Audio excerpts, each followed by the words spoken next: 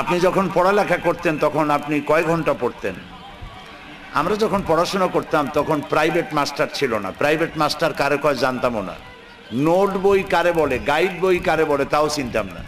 আমরা পড়াশোনা করেছি এবং ওই পড়াশোনার মধ্য দিয়ে আমরা পরীক্ষায় ভালো করার চেষ্টা করেছি। বেশি সময় দিয়েছি লেখাপড়ায়। খেলাধুলো করেছি কম সময়, গল্প করেছি কম সময়, লেখাপড়ার জন্য সময় বেশি দিয়েছি। হুজুর, আপনার ঘাড়ে যে কালো কাপড় সেটা কারো দেওয়া পাগড়ি? এটা কেউ দেওয়া না, এটা আমার নিজের। এটি আমি যখন দরকার হয় তখন পাগড়ি হিসাবে ব্যবহার করি, যখন জায়নামাজ পাই না তখন এই জায়নামাজ হিসাবে ব্যবহার করি, যখন শীত লাগে তখন চাদর হিসেবে ব্যবহার করি, নানান ধরনের কাজে ব্যবহার করি। পাগড়ি হিসেবেও ব্যবহার করি, আবার যখন দরকার হয় তখন জায়নামাজ হিসাবে ব্যবহার করি। রুবেল প্রশ্ন করেছে, আব্বু আম্মু বাইরে যেতে দেন না, ঘরের ভিতরে সবসময় কি থাকতে ইচ্ছে করে? এখন কি করতে পারি? তো ঘরে সবসময় তোমাদেরকে থাকতে বাধ্য করেন, সেটা তো ঠিক না। এখন তো নিয়ে আসছে তোমাদেরকে। বাচ্চারা যা চায়, তোমরা সবাই কি শিশু, সবাই শিশু কিশোর, বলো তোমরা কি? সবাই শিশু কিশোর। তোমরা যা চাও তার সবটা যদি মুরব্বি করে, মা বাপ করে, তাহলে তো তোমরা বিপদে পড়বা। তোমরা বাজারে গেলে সব খাইতে ইচ্ছে করে, বলবা যে বাবা এটা কি? বলবে চীনা বাদাম। বলে ওইটা কিনে দাও, আমি খাবো। ওটা কি? আইসক্রিম, ওইটা আমি খাবো। তো ওইটা কি? ওটা চকলেট, এটা আমি খাবো। ওইটা কি? ওটা বিস্কিট, আমি খাবো। এখন যা দেখো তাই খাইতে ইচ্ছে করে, আর সব যদি বাপে তোমার কিনে দেয় তাহলে পেটে অসুখ হওয়া ছাড়া উপায় আছে? সেই জন্য মা বাপ কি করে, বাচ্চারা যা চায় ওর মধ্যে যেটা বাচ্চার জন্য কল্যাণকর, যেটা ভালো, সেইটাই দেয়। তুমি বের হতে চাইলেই যে বের হতে দেয় না, এটার কারণ মা বাপ তোমার কল্যাণকামী। কার সাথে গেলে ভালো হবে, কখন গেলে ভালো হবে, মা বাপের চাইতে কেউ ভালো বোঝে না। সেই জন্য কিছু সময় কন্ট্রোল তোমাদেরকে করে, এরপরে আবার যখন ভালো কোনো কাজ হয় তখন তোমাদের ছেড়ে দেয়। এই জন্য অভিমান করার দরকার নেই।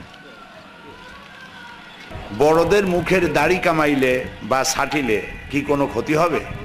দাড়ি তোমাদের উঠুক, তারপরে প্রশ্ন করি।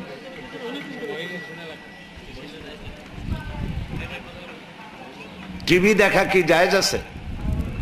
সাব্বিরের প্রশ্ন, টিভি দেখা কি জায়েজ আছে? হ্যাঁ, জায়েজ আছে, তবে পাইকারি দরে দেখবে না।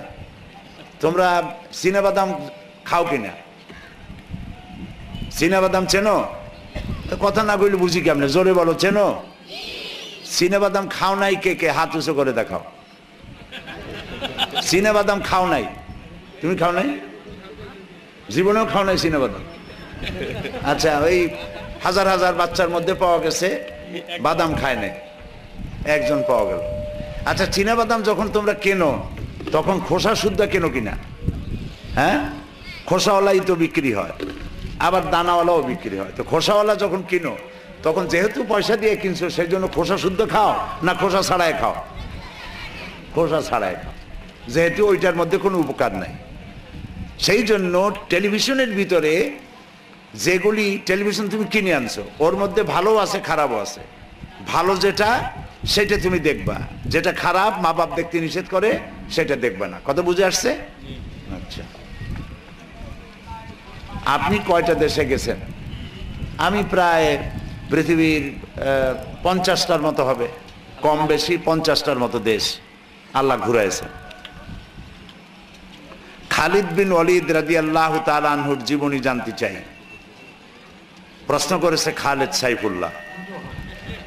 জীবনী জানার বলার সময় তো হবে না, এত লম্বা সময় লাগবে। তিনি মহাবীর ছিলেন, কোনো যুদ্ধ ছিল না এমন যেটায় তিনি জেতেন নাই। আল্লাহ তাআলা সব যুদ্ধে তাকে জিতাইছেন। তাকে আল্লাহ তাআলা নবী তাকে সাইফুল্লাহ, আল্লাহর তরবারি, তাকে উপাধি দিয়েছিলেন। এবং তার জীবনী অনেক বড়, বই কিনতে পাওয়া যায়, তোমরা বই কিনে জেনে নিবে। আপনি সবচেয়ে কোন দেশে বেশি ভ্রমণ করেছেন?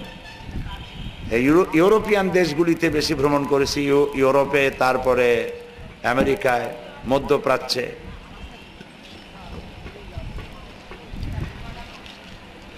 দুনিয়ায় আল্লাহর নবী রাসূল কতজন জন্ম নিয়েছেন?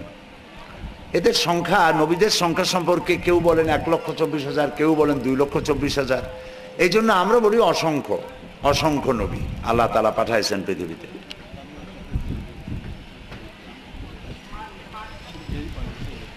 ইসরাফিলের প্রশ্ন, বাংলাদেশে কতজন মুসলিম মানুষ আছে? মানে কি, মুসলমান কতজন? সংখ্যার দিক থেকে মুসলমানরা হলো, এখন যদি ধরো বাংলাদেশে জনসংখ্যা যদি 14 কোটি হয়, এর 80 ভাগ মুসলমান, 80 ভাগেরও বেশি হবে মুসলমান। সেই হিসাবে অঙ্ক করে দেখো যে কি পরিমাণ হয়। আচ্ছা, আরো ছোট ছোট কয়েকটি প্রশ্ন। মহানবী হযরত মুহাম্মদ সাল্লাল্লাহু আলাইহি ওয়াসাল্লামের পিতামাতা কি জান্নাতে যেতে পারে? তামান্না মেহজাবিনের প্রশ্ন। এইখানে নবী করিম সাল্লাল্লাহু আলাইহি ওয়াসাল্লাম বলেছেন যে হযরত ইব্রাহিম আলাইহিস সালাম কিয়ামতের দিন আল্লাহর দরবারে তিনি তার পিতার ব্যাপারে সুপারিশ করবেন যে আল্লাহ, তুমি আমার আব্বাকে